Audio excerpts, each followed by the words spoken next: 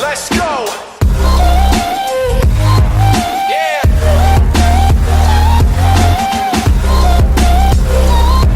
Go.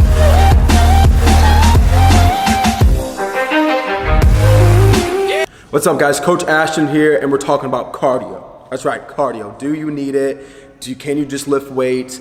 You know, what is the consensus on cardio? So we're gonna talk about it today.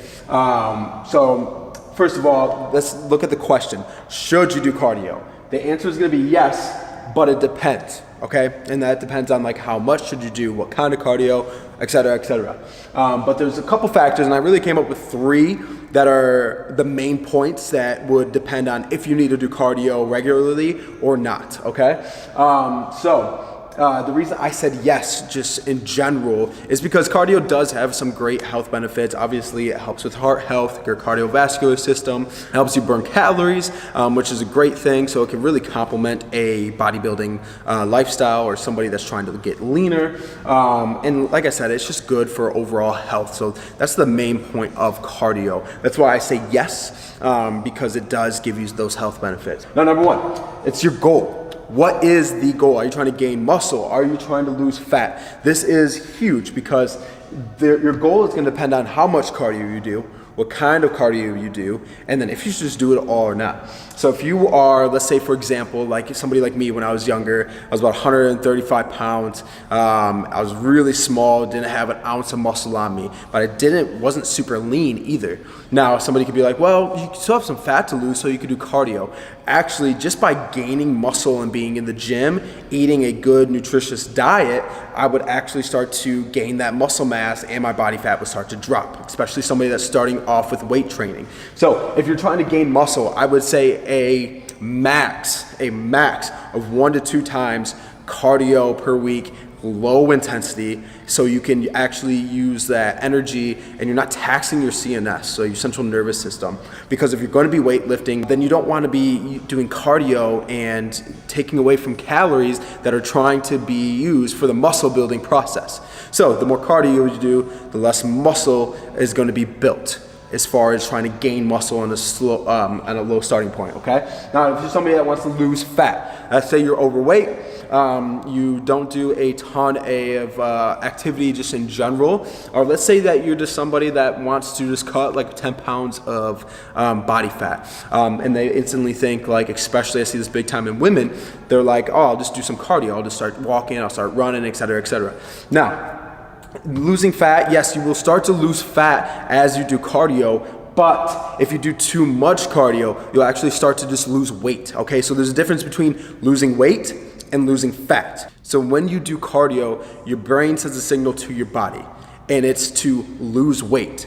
Now, notice I said weight, not fat. Now, your brain sends a signal to your body telling it to lose weight, because let's say you're 300 pounds and you start running. That's a lot of stress on your body. So your body's just like, yo, I want to lose some of this weight, so it's easier for me to move in a longer distance. So you could lose muscle and fat at the exact same rate. So you can lose 20 pounds. These are for the people that lose 30 pounds in 30 days.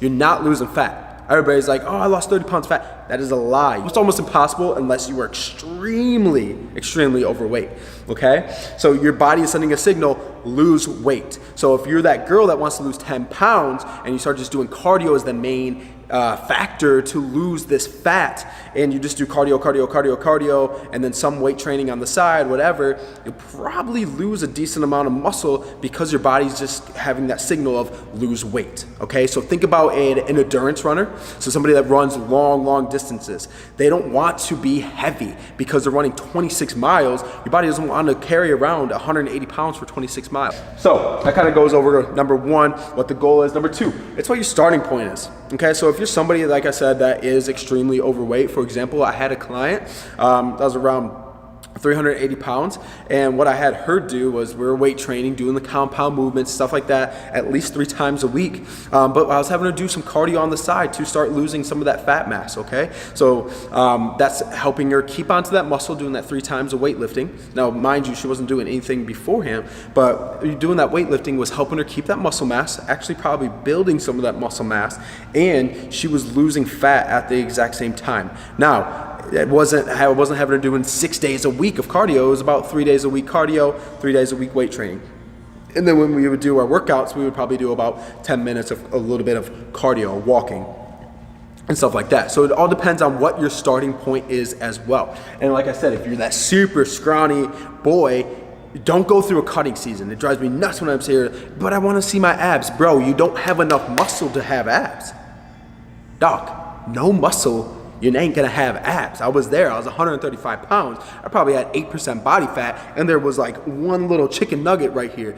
You're not gonna have abs without muscle. Get you some muscle mass, and the muscle mass will show through 15% body fat. You can have 15% body fat and have abs if you have that muscle mass. So if you're starting off as that scrawny kid, cardio is not going to be your friend. If you're starting off heavy, like pretty heavy, then do a little bit of cardio to start losing some of that fat mass. Of course, we want to strip that down, but doing too much, you're just going to lose weight, and that's going to lead to that flabbiness, and you're not going to have that toned look. If you're going for that toned look, which goes back to the goals, then you don't want to do just cardio, okay? Now, number 3, this is important. You can see it's all capitalized.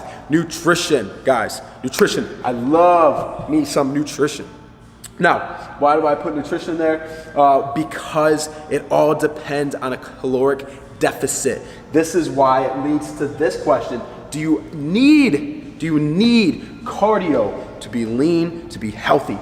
No, you do not. You do not need cardio. If you are in a deficit, you don't even need to work out.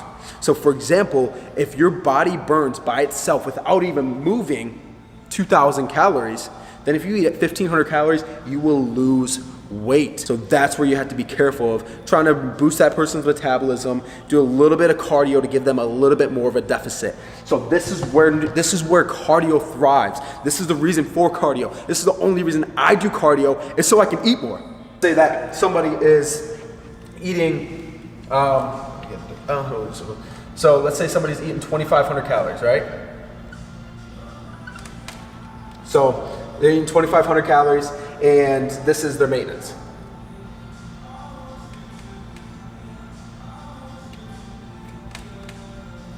So that's the maintenance, okay? Now, if they're eating 2,500 calories for the maintenance, they're not gonna gain or lose any weight. Now let's say that they wanna start losing weight, 2,000 calories. Okay?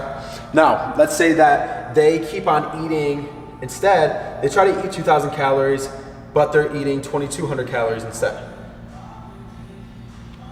So all they have to do is do 200 calories worth of cardio